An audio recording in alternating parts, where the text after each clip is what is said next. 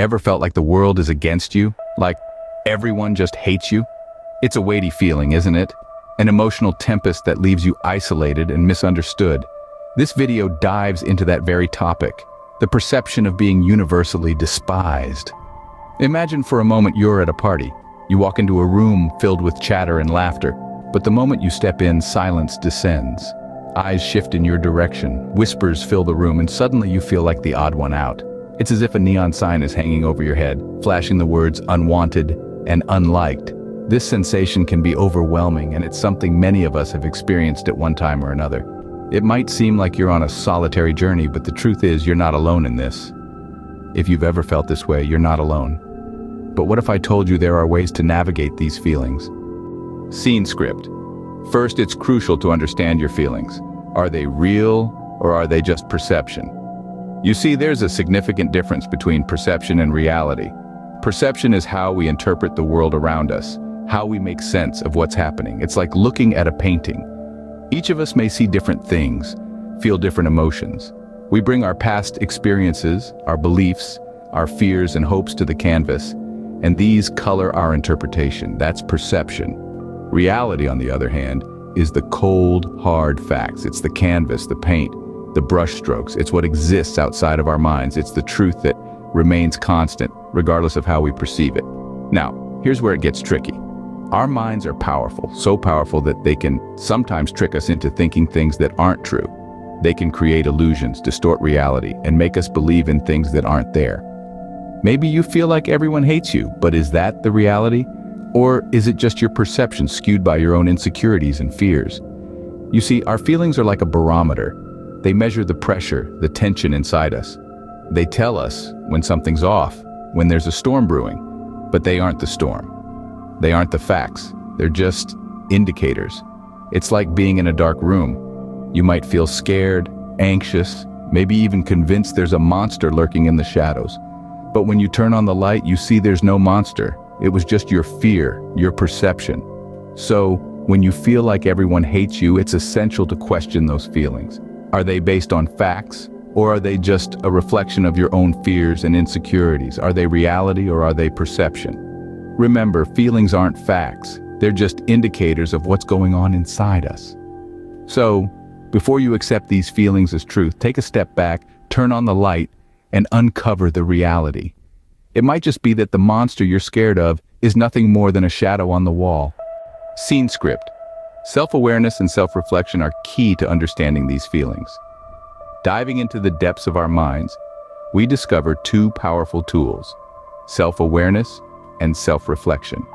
These twin pillars of personal growth are instrumental in understanding our feelings, especially when we feel as though everyone is against us. Now, self-awareness isn't just about knowing your favorite color or which side of the bed you prefer to sleep on. It's about understanding our thoughts, emotions, strengths, weaknesses, and the patterns they follow. It's about recognizing our reactions to different situations and how they affect others around us. It's about understanding our place in the world and how we interact with it. So, how do we cultivate this self-awareness? One powerful strategy is journaling. By putting our thoughts and feelings on paper, we create a tangible record of our internal world. This record can reveal patterns and triggers that might otherwise remain hidden. Journaling helps us to articulate our emotions, giving them shape and form, making them easier to manage. Another strategy is mindfulness. Mindfulness is the practice of being present, of focusing on the here and now without judgment. It's about observing our thoughts and feelings as they arise without getting swept away by them. By practicing mindfulness, we can become more attuned to our internal state and more capable of managing our emotions. Self-reflection, on the other hand, is the process of examining our thoughts and actions critically. It's about asking ourselves why we think what we think, why we do what we do. It's about challenging our beliefs and assumptions and exploring different perspectives. Through self-reflection, we can start to see how our negative thoughts might be distorted or exaggerated. We can begin to question these thoughts, to challenge them. Are they really true? Are they helpful? Are they fair? By questioning our negative thoughts, we can start to change them, to replace them with more positive, more helpful thoughts. Through self-reflection, we can identify and challenge our negative thoughts. A scene script. Next, let's talk about how to build healthy relationships. Healthy relationships are the bedrock of our well-being. They are the safety nets that cushion our falls, the cheerleaders who spur us on, and the mirrors that reflect our best selves. They can be a source of joy, support, and growth. Conversely, unhealthy relationships can be draining and damaging, potentially escalating feelings of isolation and negativity. Therefore, it's crucial to cultivate relationships that are nurturing and balanced. So, how do we do that? Well, one of the primary strategies for building healthy relationships is setting boundaries. Boundaries are like invisible lines that define what's okay and what's not in a relationship. They help protect our emotional and mental space. It's important to communicate these limits clearly and assertively with the people in our lives. For instance, if you're uncomfortable with someone's behavior, express this to them in a straightforward manner. It's not about controlling others, but about respecting and protecting yourself. Another key strategy is practicing effective communication. This means expressing your thoughts and feelings honestly, and also listening with empathy when others share theirs. It's about understanding and being understood. Remember, communication is a two-way street, so don't just talk, listen. Encourage open dialogues and strive to resolve conflicts in a respectful and constructive manner. Moreover, it's essential to maintain a balance between giving and taking. A healthy relationship is not a one-way street where only one person's needs are met. Instead, it's a mutual exchange of care, understanding, and support. It's about celebrating each other's victories and offering a shoulder to lean on in times of defeat. Lastly, remember that building healthy relationships takes time and effort. It's not something that happens overnight. It requires patience, understanding, and a willingness to work through the ups and downs. But the reward: a circle of people who genuinely value and respect you. Remember, the quality of our relationships can greatly impact how we feel about ourselves. Sometimes it might be necessary to seek professional help.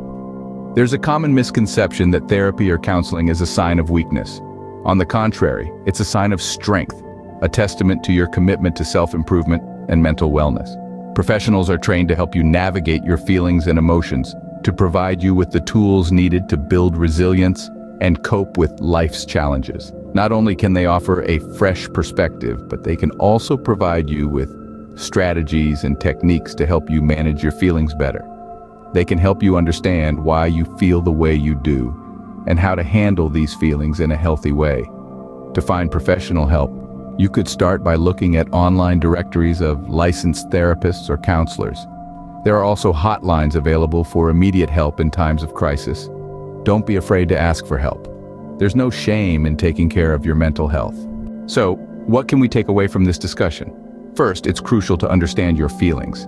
Realize that it's okay to feel hurt or upset, but don't let these emotions define you. Instead, use them as a stepping stone towards self-improvement. Secondly, engage in self-awareness and self-reflection, acknowledging your strengths and weaknesses. It's a powerful tool that can help you grow and develop a better understanding of yourself. Thirdly, remember the importance of building healthy relationships. Surround yourself with positive influences and foster connections that enrich your life. Lastly, don't hesitate to seek professional help. Counselors, therapists, and psychologists are there to support you through your journey.